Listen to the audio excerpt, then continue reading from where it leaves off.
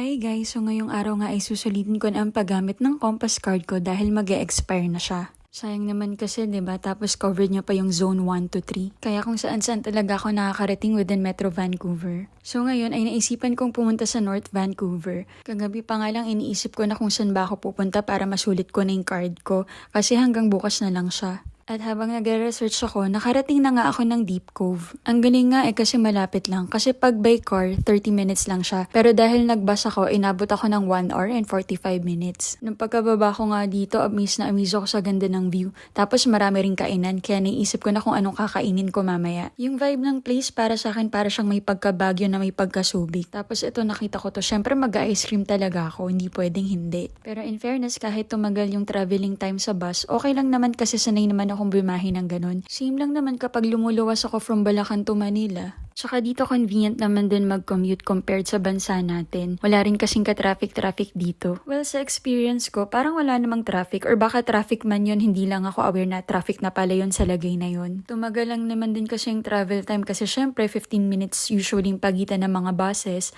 Tapos marami rin siyang stops. Tsaka minsan, nadadali din talaga yung dating ng mga buses. Pero okay lang. Ganun talaga ang buhay, wala tayong magagawa. Kaya pag umaalis ako, lagi akong nag-aalat ng extra time. Kasi ganun rin naman talaga yung nakasanayan natin sa Pilipinas, lagi tayong nag-aalat ng extra time. Buti nga ang ganda ng panahon ngayon Nung nakita ko yung weather ngayon, pinush ko na talaga tong lakad ko today. Paano kasi alam niyo naman yung weather dito, lagi na lang umuulan. Nung panahon nga na yan, ang lamig pa rin ng hangin Buti na lang complete gear pa rin ako. Lagi ko pa rin dala yung winter jacket ko tsaka yung scarf ko. Hanggang ngayon hindi ako nakakalabas ng bahay nang wala yun. Buti nga yun na lang kasi dati may gloves pa yun nakasama tsaka beanie. Kung lalabas kasi ako, for sure buong araw akong nasa labas, kaya mabuti nang prepared. Para sa akin, mas okay nang mainitan kesa naman mga tug ako sa lamig. Parang sira kasing weather dito mamaya malamig, tas biglang iinit, tas malamig na naman. Di ko na talaga alam kung anong isusuot ko At least mainitan man ako sa suot ko, sanay naman ako sa 40 degrees plus na weather. Tingnan nyo naman to, nagsusnow pa dun sa kabilang side ng bundok. Ang kulit din no? Tapos nakita ko to, dito rin pala nagsushooting yung Virgin River.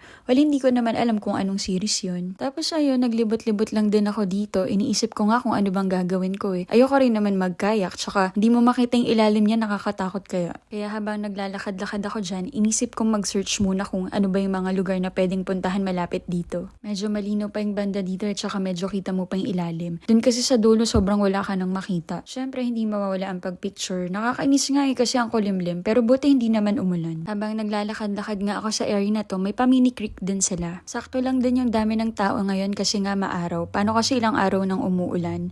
Siguro pag summer sobrang dami dito ng tao. May mga nagpe-picnic nga dito Iniisip ko dapat masulit ang pagpunta ko dito kasi sayang naman, 'di ba? Nandito na ako kaya gagawin ko na kung ano yung mga pwedeng gawin dito. Usually gumagawa talaga ako ng itinerary sa mga pinupuntahan ko kasi masulit yung araw mo pag ganun. Pero minsan, go with the flow na lang din kung ano yung makita ko dito. Dahil nga hanggang bukas na lang yung compass card ko, iniisip ko naman kung saan ba ako pupunta bukas. Nakita ko kasing maganda yung weather bukas tapos wala rin akong schedule sa work. After ko nga mag-search, nakita ko to kaya ipupush ko na talaga tong pag-hiking ko. Pero bago yon nagutom ako kaya bumalik muna ako para kumain. Wala akong maisip kaya naisipan ko na lang kumain sa Japanese food. Okay naman, masarap naman. Pagkatapos niyan, syempre hindi mawala ang pagde-dessert. After ko kumain, lagi akong nagde-dessert Syempre ano pa nga ba, di ice cream. Ewan ko ba, basta pagkatapos kong kumain ng maalat, gusto ko ng something na matamis. Alam nyo ba yung ganong feeling? Ang in-order ko nga dyan is 3 scoops. Para the more the merrier. Kung pwede nga lang lahat bakit hindi? Kaso alam nyo na, mapapagastos. So yung scoop na pinili ko is yung strawberry margarita, watermelon, tsaka yung passion fruit. Gusto ko kasi yung mga hindi common na flavors. Paano kasi kapag pinili ko yung chocolate, expected ko na kung anong lasa nun. At habang kumakain nga ako, nakita ko tong si kuya, naglalaro dito sa may dalampasigan. Wala lang, share ko lang. Pagkatapos ko nga kumain, tumuloy na ako dito sa hiking. Nagdadalawang isip pa nga ako kung tutuloy ba ako, pero naisip ko, pwede ko namang sabayan yung mga turista para at least kunyari may kasama ako. Ang kulit nga kasi dito hindi naman uso yung mga tourist guide, di gaya sa atin maliligaw ka. Ang dali nga rin naman talagang sundan ng trail dito kasi ganyan yung mga dadaanan mo. Napaka-common sense lang. Pero syempre, kailangan pa rin mag-ingat kasi may mga wild animals nga.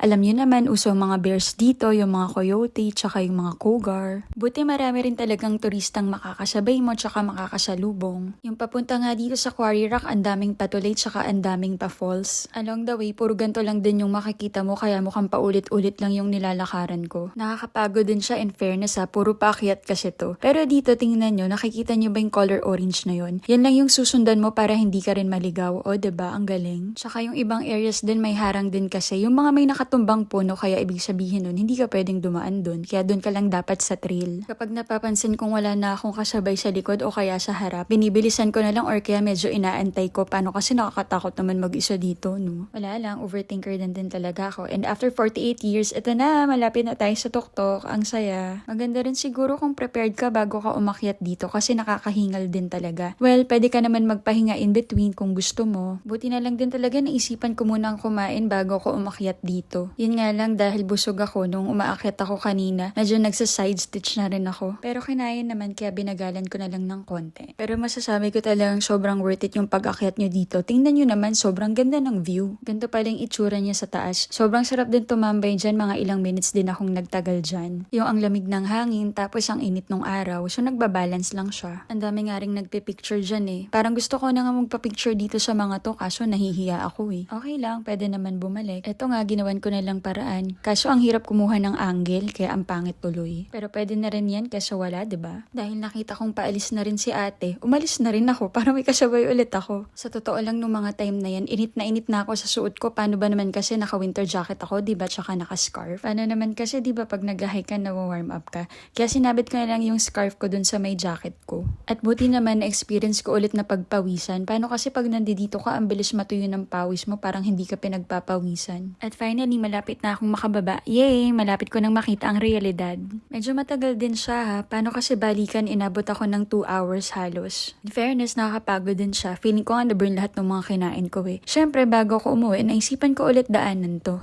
Pero siguro kung may mga kasama ko, lahat na ng mga destination na pwedeng puntahan dun sa trail dinaanan na namin. Tapos pagkatingin ko dito, ay ang kulit, ang daming starfish. Kanina kasi parang wala naman akong nakita. Tapos yun nga, kung makikita niyo yun, dun tayo galing kanina. O diba ang galing? Ang layo rin talaga ng nalakad natin. Malapit nga lang din yung bus stop dito. So ayun lang naman for today. Bye!